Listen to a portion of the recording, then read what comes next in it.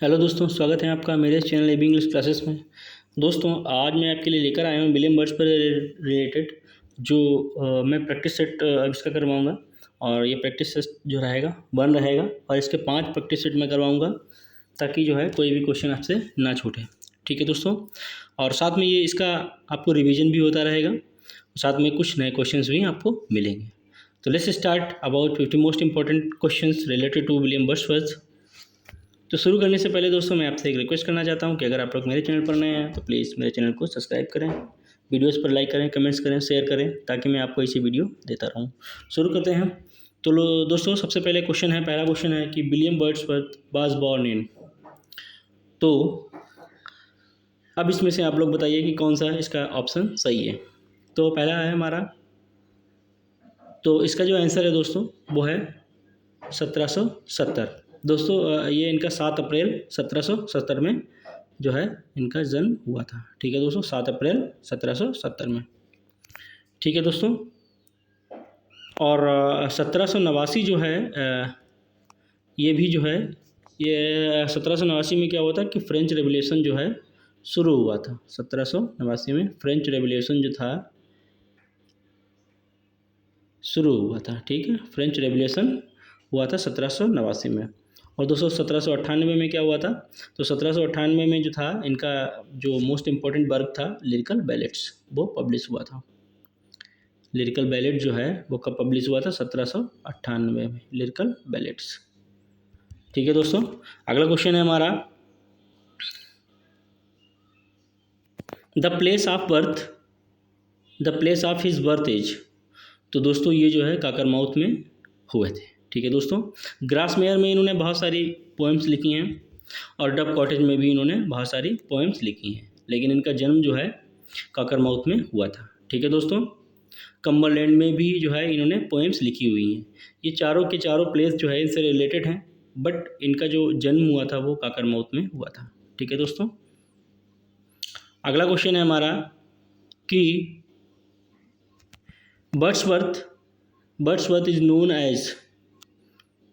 तो ये जो है क्या पोएट ऑफ रेवोल्यूशन है, पोएट ऑफ लव है, पोएट ऑफ नेचर है, पोएट ऑफ मेलनकली। ये सबको पता है कि ये जो है पोएट ऑफ नेचर है। ठीक है दोस्तों, अगला क्वेश्चन हमारा है, lyrical ballad was published in. दोस्तों लिरिकल बैलेट जो है कब पब्लिश हुआ था, तो लिरिकल बैलेट 1795 में हुआ था, नहीं 1700, ये कब हुआ था, 1798 में। ठीक है दोस्तों, लिरिकल बैलेट 1798 में पब्लिश हुआ था। और इसका जो सेकेंड वर्जन आया था वो 18 प्रीफेस कब जोड़ा गया था, 1800 में। ठीक है दोस्तों, यानी कि ये प्रीफेस जो है इसमें प्रीफेस जोड़ा गया था और इसी में ही इन्होंने जो है पोइट्री की क्या दी थी, प्रीफेस जोड़ा गया था और इसी में ही इन्होंने पोइट्री की जो है डेफिनेशन दी थी कि spontaneous overflow of powerful feelings. ठीक है दोस्तों, उसके बाद जो 1802 था इसमें जो है अपेंडिक्स ऑन पोएटिक डिक्शन जोड़ा गया था। ठीक है, अपेंडिक्स ऑन पोएटिक डिक्शन। ठीक है, ये जोड़ा गया था कब, 1802 में, पोएटिक डिक्शन। ठीक है दोस्तों, तो इसके बाद जो है क्या हुआ, उसके बाद एक और आया था 1805 में जो है लिरिकल बैलेट का फाइनल वर्जन आया था। ठीक है दोस्तों, अगला क्वेश्चन है हमारा कि Wordsworth poetic partner in lyrical ballad was. तो कौन थे, आपको पता होगा, कॉलिंस थे। कॉलिंस के साथ इन्होंने लिरिकल बैलेट लिखा हुआ है।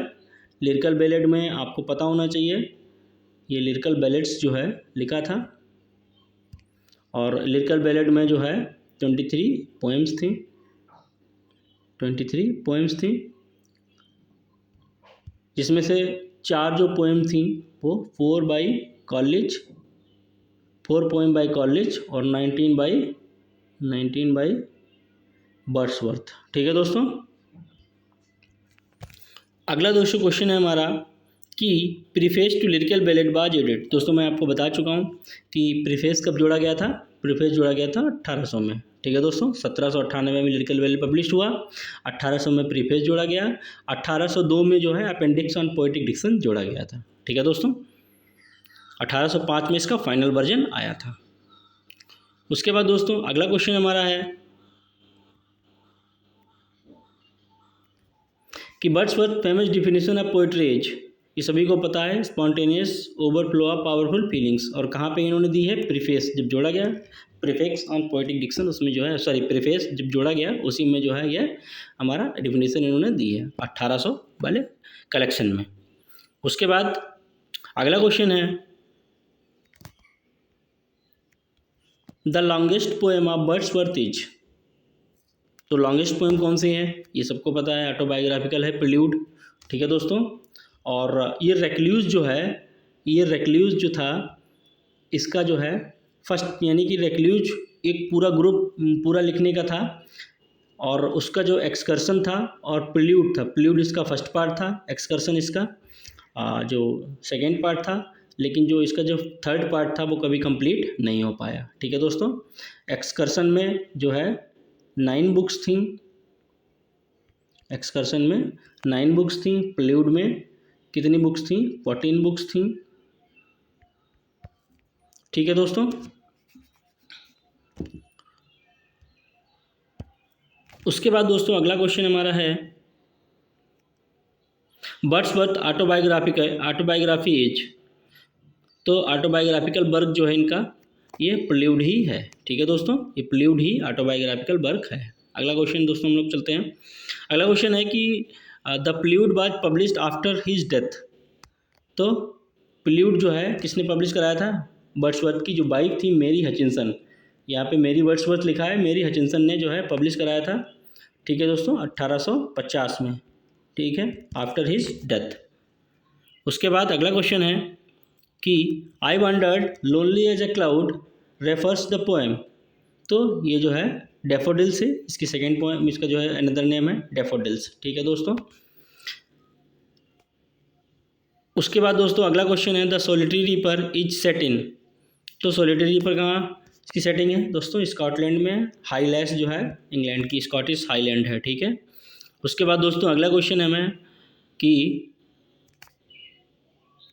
डोरोथी वर्ड्सवर्थ बाज हिज। ये सबको ही पता है, डोरोथी वर्ड्सवर्थ जो थी उनकी सिस्टर थी। ठीक है, इनकी वाइफ जो थी वो थी मेरी हचिंसन,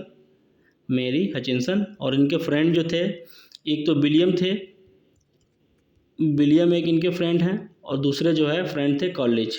ठीक है। अगला क्वेश्चन है दोस्तों हमारा कि वर्ड्सवर्थ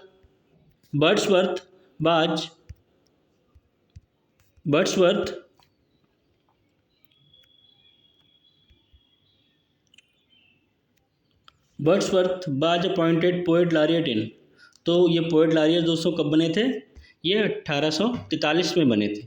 1843 से 50 तक रहे हैं, 1850 तक। ठीक है दोस्तों।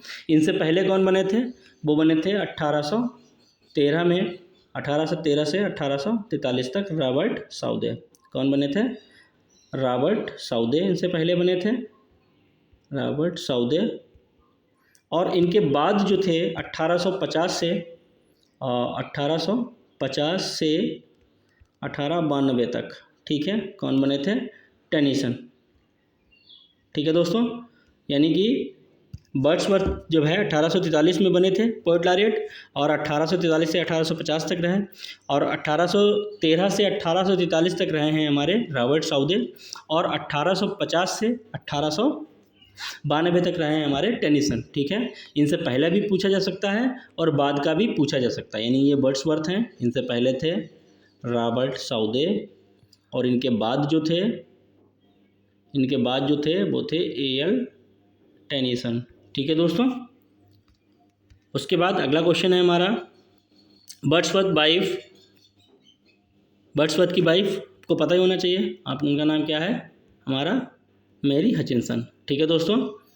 एनेट बेलेन जो थी वो इनकी इलिजिटिमेट डॉटर थी। ठीक है दोस्तों, सॉरी कैरोलिन थी, एनेट बेलेन जो है इनकी बिलेबट थी, फ्रेंच में जो फ्रेंच गर्ल थी वो एनेट बेलेन जो है इनकी बिलेबट थी। ठीक है दोस्तों। उसके बाद अगला क्वेश्चन है हमारा वर्ड्सवर्थ डाइड इन। तो ये जो है कब मरे थे, 1850 में, 17 अप्रैल 1850। ठीक है दोस्तों। उसके बाद अगला क्वेश्चन है हमारा वेयर एज वर्ड्सवर्थ बरीड, तो वर्ड्सवर्थ कहाँ बरीड किए गए थे? तो ये ग्रासमेयर में किए गए थे। ठीक है दोस्तों, ग्रासमेयर में ये बरी किए गए थे। उसके बाद अगला क्वेश्चन है हमारा, लूसी पोएम्स कौन, लूसी पोएम्स आर, तो क्या थी? ये सोनेट तो नहीं थी, एलिजीज भी नहीं थी, ओड्स भी नहीं थे, ये बैलेट्स थे। ठीक है दोस्तों, लूसी पोएम आपको पता होना चाहिए, मैंने आपको एक ट्रिक बताई थी, यस सीता। ठीक है, यस सीता। ठीक है, 5 पोएम्स थी, स्टैन फिट्स और सी, देख लीजिएगा दोस्तों, मैंने एक वीडियो बनाया है, उसमें 5 पोएम्स हैं, लूसी पोएम्स। उसके बाद अगला क्वेश्चन है हमारा, द रेक्ल्यूज वाज प्लांट। ठीक है, तो रेक्ल्यूज जो है वो प्लान किया गया था, ये 3 पार्ट फिलोसफिकल पोएम थी। ठीक है, 3 पार्ट, इसका जो है इसका जो प्लूड था वो इसका ओपनिंग था, प्लूड। उसके बाद एक्सकर्सन, और दोस्तों जो इसका लास्ट पार्ट था वो कभी कंप्लीट नहीं हो पाया। ठीक है, प्लूड में 14 बुक्स, एक्सकर्सन में 9 बुक्स, और जो तीसरा पार्ट था वो कभी कंप्लीट नहीं हो पाया। ठीक है दोस्तों, उसके बाद लंदन 1802 एड्रेस टू, तो लंदन 1802 आपको पता होना चाहिए, ये जो है इन्होंने मिल्टन के ऊपर लिखी हुई है, मिल्टन को एड्रेस किया है इसमें। ठीक है, उसके बाद दोस्तों अगला हमारा जो क्वेश्चन है, the child is the father of man appears इन। ठीक है दोस्तों, तो child is the father of man जो है ये माई हार्ट लीप्स अप। ठीक है, ये इस पोएम से लिया गया है। ठीक है दोस्तों, उसके बाद दोस्तों अगला क्वेश्चन है हमारा कि वर्ड्सवर्थ स्टडीड एट, तो वर्ड्सवर्थ जो है कहाँ पे जो है इनका जन्म जो है इन्होंने शिक्षा ग्रहण की थी, तो उन्होंने कैम्ब्रिज से दोस्तों किया था। ठीक है दोस्तों, इन्होंने जो है कैम्ब्रिज में स्टडी किया था। ठीक है दोस्तों, अगला क्वेश्चन है हमारा, विच रेवोल्यूशन इन्फ्लुएंस्ड वर्ड्सवर्थ, तो कौन सा रेवोल्यूशन? जाहिर सी बात है 1789 में हुआ था फ्रेंच रेवोल्यूशन, इसीलिए जो है ये इससे बहुत ज़्यादा इन्फ्लुएंस्ड हुए थे। अगला क्वेश्चन है दोस्तों, एक्सकर्सन वाज पब्लिश्ड इन। ठीक है दोस्तों, ये इंपॉर्टेंट क्वेश्चन है, एक्सकर्सन कब पब्लिश हुआ था? तो दोस्तों ये जो है 1814 में पब्लिश हुआ था। ठीक है दोस्तों, एक्सकर्सन जो था 1814 में पब्लिश हुआ था। ठीक है दोस्तों, 1802 में क्या था, मैंने आपको बताया था, अपेंडिक्स ऑन पोएटिक डिक्शन जो है कराया गया था। 1814 में ये एक्सकर्सन पब्लिश हुआ था। टिंटन अबे डिस्क्राइब्स द रिवर। ठीक है, आपको पता है टिंटन अबे में जो है रिवर वाई का जो है जिक्र किया गया है। बुक जो है 6 में इसका जो है इसका पूरा एक वही है, बुक 6 जो है रिवर वाई, इसका टाइटल ही दिया है इसमें। उसके बाद अगला क्वेश्चन है हमारा, वर्ड्सवर्थ फिलॉसफी वाज लार्जली कैसी थी? जाहिर सी बात है ये पैंथिस्ट थे, आपको पता होना चाहिए कि वर्ड्सवर्थ जो थे एक पैंथिस्ट थे। उसके बाद who called Wordsworth the high priest of nature, high priest of nature किसने बोला है? चलिए बताइए, हाई प्रीस्ट ऑफ नेचर जो है बोला है हमारा मैथ्यू अर्नोल्ड ने। ठीक है दोस्तों, मैथ्यू अर्नोल्ड ने बोला है। उसके बाद वर्ड्सवर्थ बिलोंग टू, वर्ड्सवर्थ आपको पता ही होना चाहिए जो है रोमांटिक एज से रिलेटेड है, इसमें कोई वो नहीं है। उसके बाद Wordsworth poetry emphasised city life, war, nature या सुपर नेचुरल, तो जो है ये नेचर पोइट थे, तो ये जो है नेचर को ये एम्फेसाइज करती है इनकी poetry. Wordsworth early life was affected by, तो अर्ली लाइफ जो थी इनकी किससे अफेक्ट थी? His father death of French revolution. ठीक है, तो ये जो है दोनों इसके ऑप्शन सही हैं। ठीक है, अर्ली लाइफ इनसे जो है इनकी पिता की डेथ और जो है फ्रेंच रेवोल्यूशन बहुत ज़्यादा ये अफेक्ट हुए थे उससे। उसके बाद दोस्तों अगला क्वेश्चन है हमारा कि Lucy Gray tells the story of shepherd girl, lost child, a fairy या ए रीपर, तो लूसी ग्रे क्या है?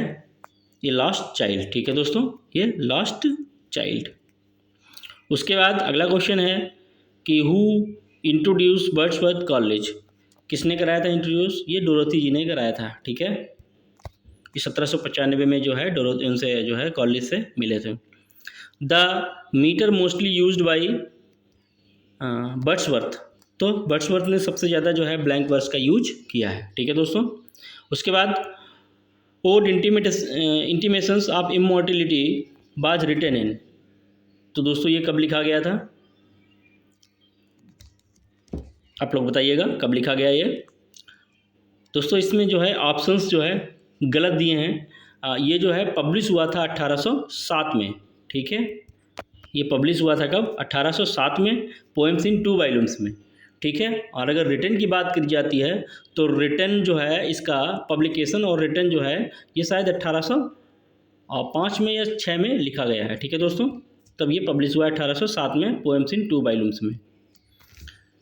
उसके बाद दोस्तों अगला क्वेश्चन है हमारा कि which critic called Wordsworth style childish, तो चाइल्डिश स्टाइल किसने बोला है?